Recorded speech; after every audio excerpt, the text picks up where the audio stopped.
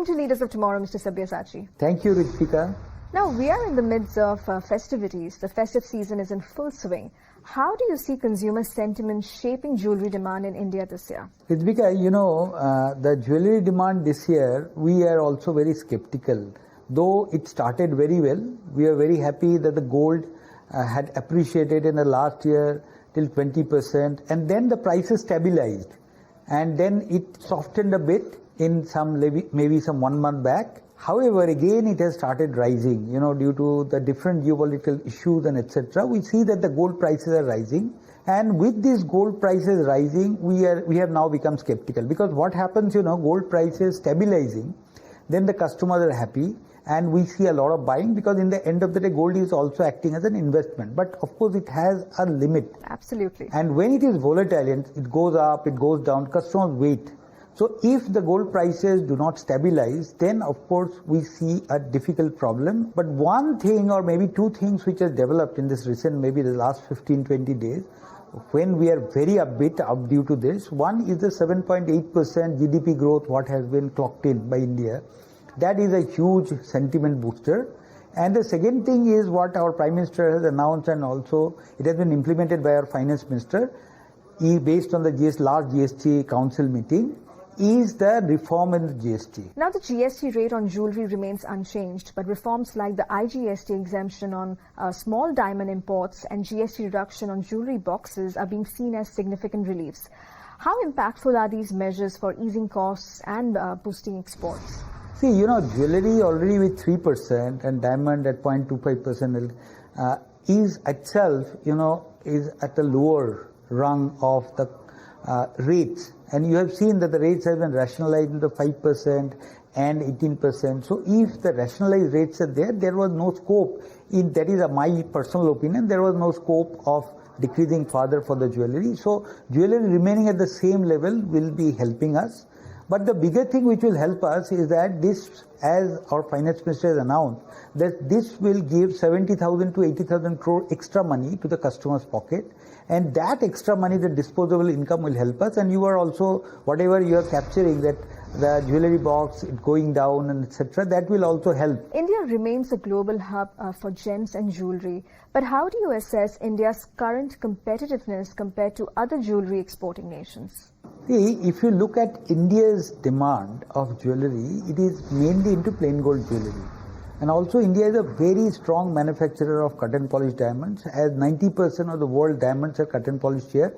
And based on that, the studded jewelry manufacturing is also very strong. If you look at MIDC, if you look at Surat, if you look at Jaipur, in all these places, there are very strong clusters of jewelry manufacturing.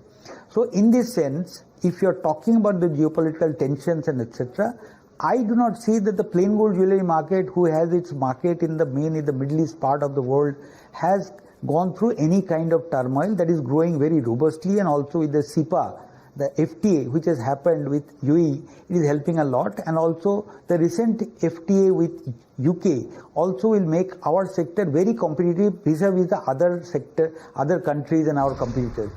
Now, gold prices have been volatile globally. How do you see gold's role evolving both as an adornment as well as an investment? India for long term, that when the banking, I am talking about, let's say 20, 30 years before, when the banking was not that well developed in India, in the villages, in remote part of India and etc., when the digital economy has not grown so fast or so far and wide, at that point of time, gold was the only way of investment, adornment and banking. So that point of time, gold contributed to some 80% of the gold jewelry, that is, gold jewelry contributed some 80% of the investment in gold. However, over the years, our stock market developed well, the digital economy developed well, the gold ETFs came. So based on that, right now, in our opinion, the 60-40 ratio is there. That means around 60% investment in gold happens in jewelry in India. 40% is happening in other forms of gold, whether it is digital gold, bars, billets, coins, and etc. So that way, the investment in terms of jewelry has decreased, and in terms of other part, the gold has increased. Now, speaking of silver, silver is seeing renewed traction among young buyers, while diamonds are being positioned as everyday luxury. What trends are you observing in these segments? See, silver has come out as a strong product, because of its price, advantage. And also it is giving equal amount of returns like gold. It is also fungible like gold. So if this is having more or less all the qualities of gold as a commodity. So because of that silver, because it fits the pocket, and also the manufacturing in silver, what you used to see long time back, it used to go black and etc. So the manufacturing of silver has also improved. So over the years, because of that, the silver as a product is becoming very attractive to the young generation. Sure. Not only that, the diamonds is also getting very attractive, because there are two kinds of products, if you look at, which are in vogue in terms of jewelry. One is the daily wear. So in daily wear, the younger generation is liking more like diamond jewelry, because that is, fashion, that is trendy, and gold is somewhat liked during the marriages and etc. So if you look at diamond, the diamond market in India has grown very robustly. As you have read the recent De Beers figures, when they have done a study with Deloitte, it is showing that diamond has become, that means diamond consumption of India, the diamond jewelry consumption in India has crossed now China, and that is now the second in the world. So it is told that 10 to 12% of total diamond jewelry demand or diamond jewelry consumption in the world is now happening in India itself.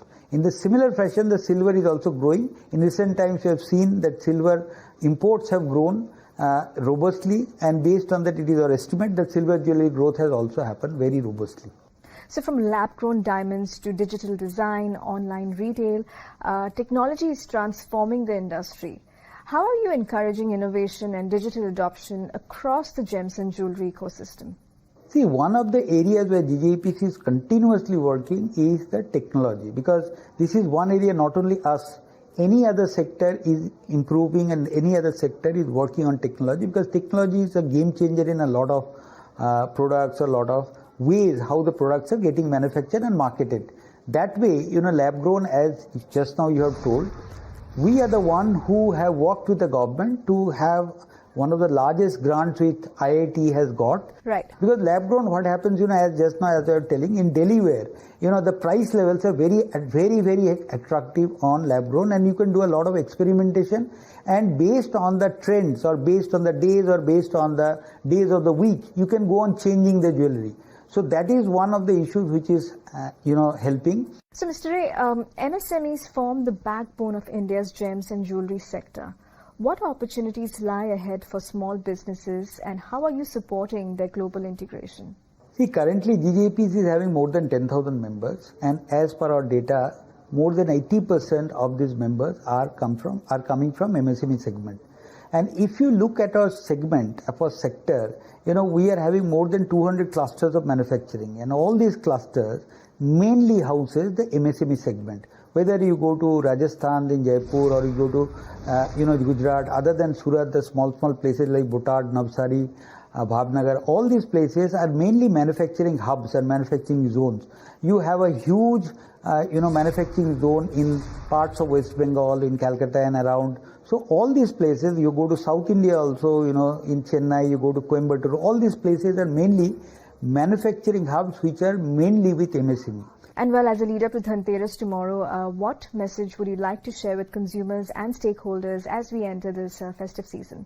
India is a very confident nation, and the confidence of the nation comes out from the adornment. Confidence of the nation comes out from how they wear and how they dress and how boldly they show to the world. And one of that bold statements, if you go to Paris, if you go to New York, the fashion weeks are the weeks of the day. So the fashion will be how you wear your jewelry and how you show yourself, how you be confident to the world. And jewelry will give you a strong statement to make your statement to the world.